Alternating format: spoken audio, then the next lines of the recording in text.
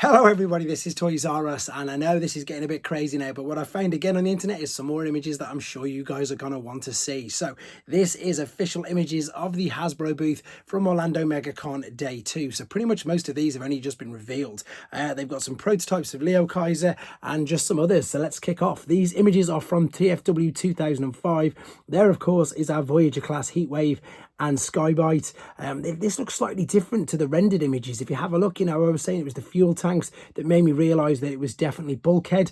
His waist isn't attached there for some reason, but these images do look very different to the, as I say, the computer rendered images that we've seen. Whether it's mistransformed or not, I'm not 100% sure. It perhaps could be. That definitely is, because his waist isn't fully attached, but that is just Heatwave. And as I've already mentioned, I've showed that to my son and he's completely blown away by it, to be honest. Again, I think it looks good. I'll definitely get it, but as well for, as I say, loads of nostalgic reasons why I'm going to get that one as well. There is Skybyte. The only affiliation I've got of that is to the Thrilling 30 version of this particular character. However, I've got to say straight away that this paint scheme, the detail on the outside just looks completely different level. Wait till you see the detail on this bot mode. It is sensational. There's about 200 images, guys, on TFW 2005.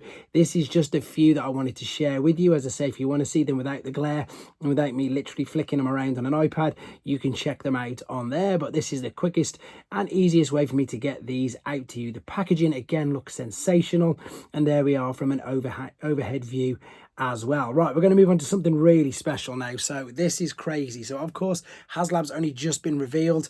Now, interesting to know that the color pictures, they're like really thin. They're not pieces of car, they look like pieces of plastic. So these are just yeah, prototypes. Now what you can tell from these images is they are quite a bit bigger than I suppose what everybody thinks. In a minute there's going to be a full side-by-side with the Combiner Wars Liokaiser. I'm definitely thinking that Leo Zach's going to be at least a Voyager class size, judging by the size of him. That's of course the front of Jerugal. There you can see what I mean. These are just thin images. Elbat looks amazing. Death Cobra just looks even better, and as I say, these have got loads more articulation points, loads of extra detail on them, and they do, as I say, just look really big, really beefy. Now there's the Combiner Wars Combiner, which I should have picked up, to be fair, but you know, they're big. The Combiner Wars Combiners were much bigger well, than you think they were, to be fair. That's just a random one, obviously, that I've just got there. But the Liokaiser one, or Liokaiser one, was quite big. That is towering over it, and it looks superior in every single way. I mean, it really does. It looks so good. That's probably a better angle, to be honest. And of course, if it meets the backers, which I'm sure it will, because the numbers are flying up right now as we speak, you can see that Death Cobra basically doubles up as a target master. He looks huge. The whole figure looks huge. I'm very excited for this one. Moving on to the Timelines one. This is crazy. These, as I say, these ones were only just mentioned, but they're in there already. Let's have a look at some actual images of the first one, Starscream and Optimus Prime. The box looks beautiful. I keep saying it. The artwork and the packaging at the moment is just fantastic. I still can't get my head around seeing Optimus Prime as a train. And thank you to everybody who's leaving me messages telling me the origins and what these are about, because as I said, I hold my hand up, I don't know much about these at all. They are very interesting, I've got to tell you that.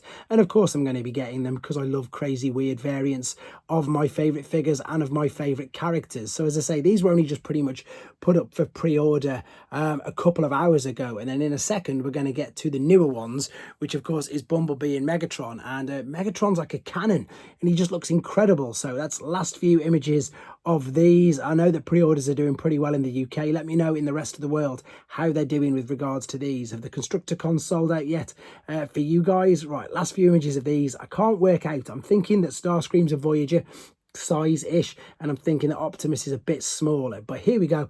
Let's move on to Bumblebee. So these timelines, there you go.